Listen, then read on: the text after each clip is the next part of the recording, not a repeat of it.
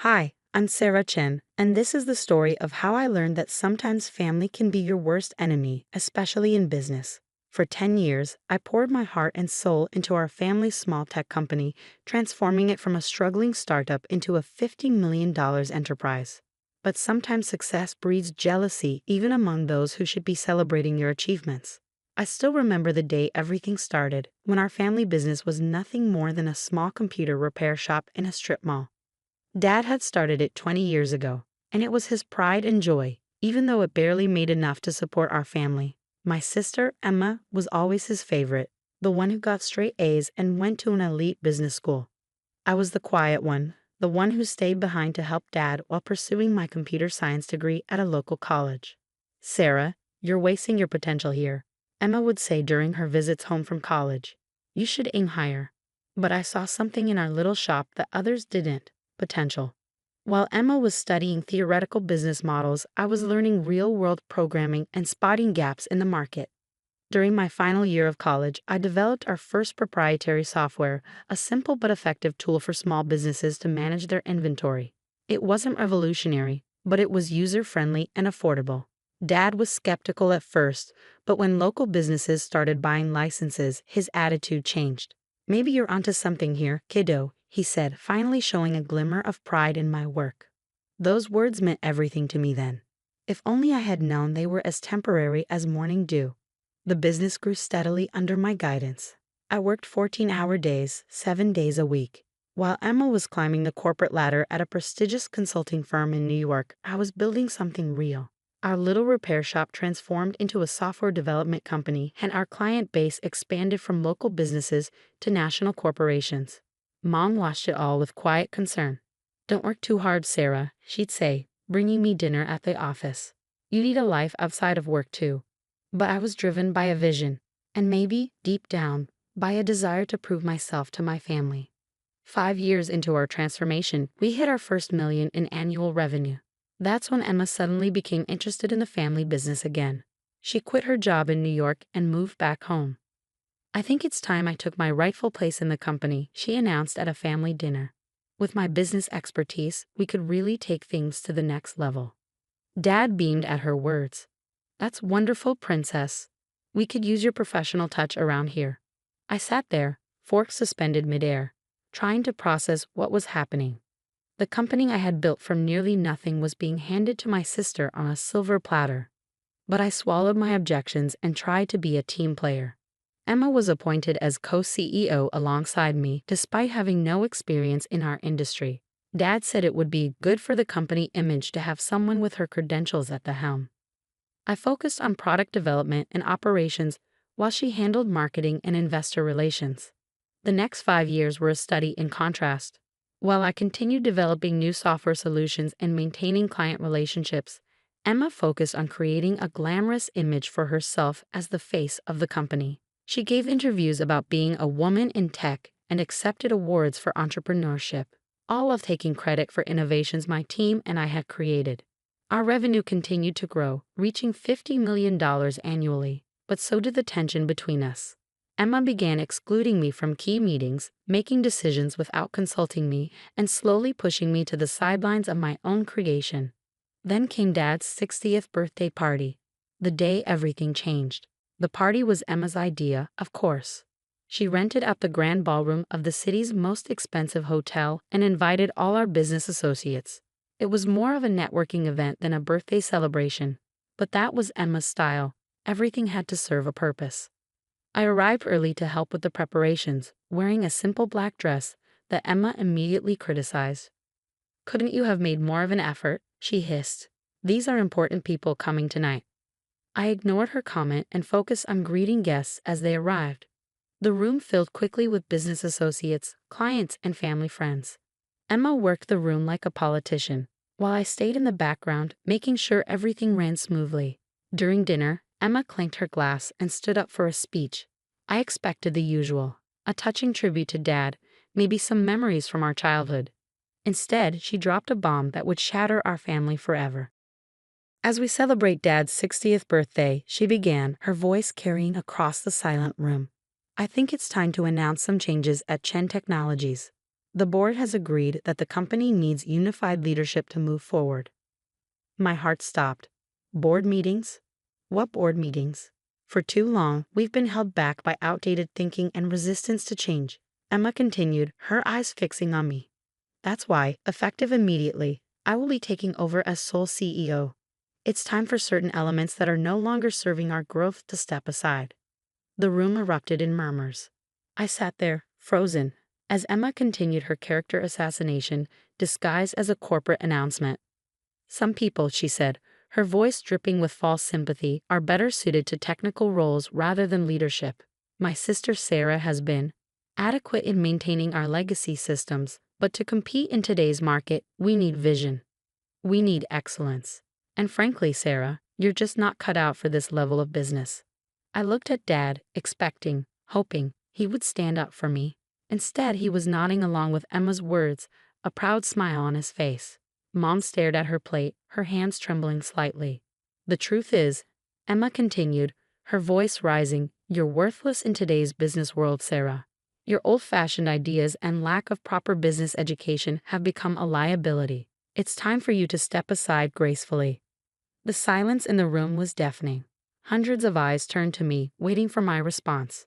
I could feel the pity, the schadenfreude, the judgment. Everything I had built, every sacrifice I had made, was being stripped away in front of everyone I knew. I stood up slowly, my chair scraping against the floor. The sound echoed through the ballroom like a gunshot. Everyone expected a scene, perhaps tears, maybe a shouting match. Instead, I simply picked up my purse, walked to Dad's table, and placed a small wrapped package in front of him. "Happy birthday, Dad," I said quietly. Then I walked out of the ballroom, head held high, leaving behind the whispers and stares. That night, as I sat in my home office surrounded by awards and patents that bore my name, I made a decision. Emma thought she had won, but she had forgotten one crucial detail, something that would turn her moment of triumph into the biggest mistake of her life. As I powered up my laptop and began typing, a small smile played on my lips. Tomorrow would be interesting indeed. After all, there's more than one way to run a successful business, and I had learned more in 10 years than Emma had learned in all her fancy business classes. The next morning would bring changes that none of them saw coming, changes that would make them realize exactly how worthless I really was. The next morning dawned bright and clear. I arrived at the office early before anyone else and waited. At precisely 9 a.m., Emma strutted through the front doors with Dad beside her, both wearing triumphant smiles that were about to be wiped from their faces. "Sarah?" Emma's voice held a mix of surprise and annoyance. "What are you doing here? I thought after last night, you'd have the dignity to stay home." I smiled, remembering the email I had sent at 3 a.m. to every major client, partner, and employee of Chen Technologies. "Just wrapping up some loose ends, sister dear. But since you're here, we should probably talk about the company's future." "There's nothing to discuss," Dad interjected, his voice firm. "Emma's in charge now. The board has already approved it." "Ah yes, the board," I said, pulling out my tablet. "Let's talk about that. You see, while Emma was busy planning parties and giving interviews, I was actually building this company. And there are a few things you both seem to have forgotten." I pulled up a document on the conference room's main screen. "First, let me remind you that I own 51% of Chen Technologies shares. When we incorporated 10 years ago, Dad gave Emma and me equal shares of 25% each, keeping 50% for himself. But 3 years ago, when we needed capital for expansion, Dad sold me 26% of the shares. Remember that day, Dad? You were too busy attending Emma's award ceremony to handle the negotiations yourself, so you signed the papers without reading them carefully." The color drained from both their faces. Emma's perfectly manicured hands gripped the conference table. "That's impossible," she whispered. "Dad would never." "Oh, but he did," I continued, pulling up more documents. "And that's not all. The core software that generates 80% of our revenue, it's not owned by Chen Technologies. It's owned by my separate company, Innovate Solutions LLC. Chen Technologies only has a licensing agreement which expires, I checked my watch, about 10 minutes ago." Dad collapsed into a chair, realization dawning on his face. "The renewal papers. The ones you asked me to sign last week. The ones you were too busy to read because you were helping Emma plan the party.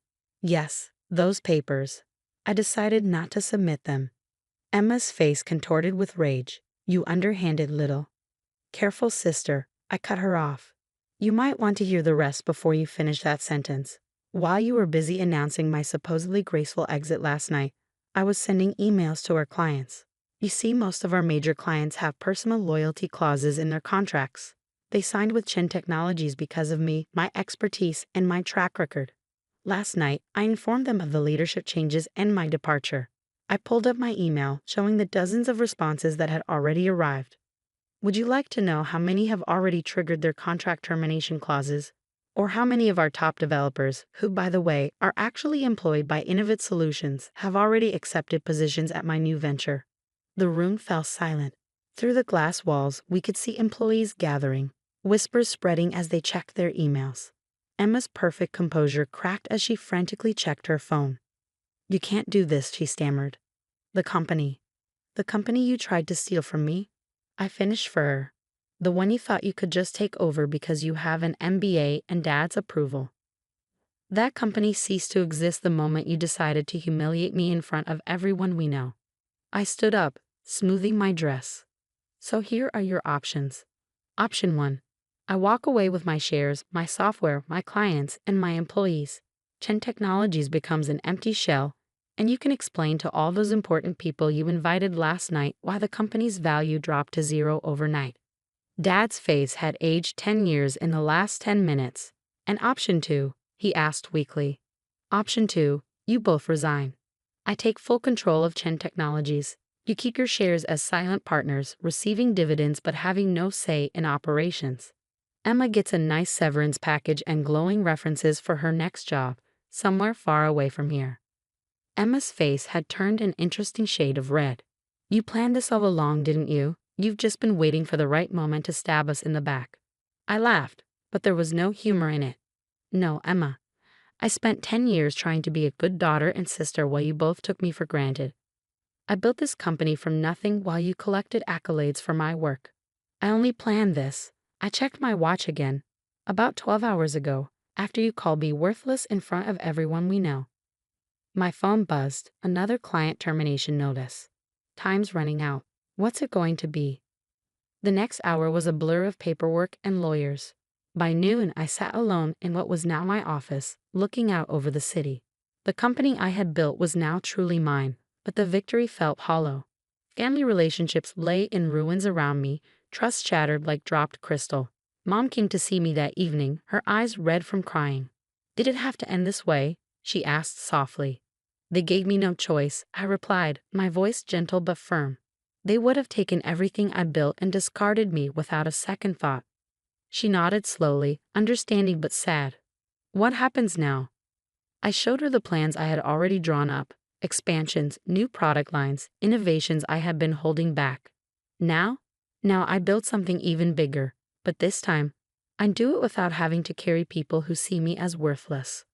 Over the next year, Chen Technologies, under my sole leadership, tripled in value. Emma found a job with a startup in Silicon Valley, humbled but hopefully wiser. Dad retired, finally understanding that his golden child had nearly destroyed his legacy. We see each other at holidays, maintaining a polite distance that masks the wounds that may never fully heal. Sometimes late at night, I look at old family photos and feel a twinge of sadness for what we lost. But then I remember that night at the birthday party, the look of disdain on Emma's face. The way Dad nodded along with her cruel words. In business and in family, respect is earned, not given. They learned that lesson too late. As for me, I learned that sometimes the quiet ones, the ones dismissed as worthless, are the ones you should watch out for, because we're the ones who know how to build something from nothing and how to take it all back when others try to steal it. My story spread through business circles, a cautionary tale about underestimating the wrong person. These days, when I attend industry events, I often catch whispers. That's Sarah Chen, the one who. They never finish the sentence, but they don't have to. My success speaks for itself. Last week, I received an invitation to speak at Emma's business school's graduation ceremony. The topic? Hidden Strengths, the Power of Underestimated Leaders. I accepted the invitation with a small smile, already planning my speech. After all, I have quite a story to tell. The company continues to thrive under my leadership, but more importantly, I found peace with my decisions. Sometimes the strongest message you can send is simply proving people wrong. And sometimes the best revenge isn't about destroying others. It's about rising so high that they can't help but see their own mistakes. As I write this from my office overlooking the city, I'm reminded of something my mother once told me. Success is the best revenge, but wisdom is knowing when to stop seeking revenge and start seeking growth. She was right. I've moved past the need for revenge now. These days, I focus on building something meaningful, something that will outlast all the petty jealousies and family dramas. I still keep that wrapped birthday present I never gave Dad. A photo album of the company's journey from that tiny repair shop to what it is today. Maybe someday, when the wounds have healed enough, I'll finally give it to him. Until then, it serves as a reminder that our greatest strengths often come from the very things others underestimate about us.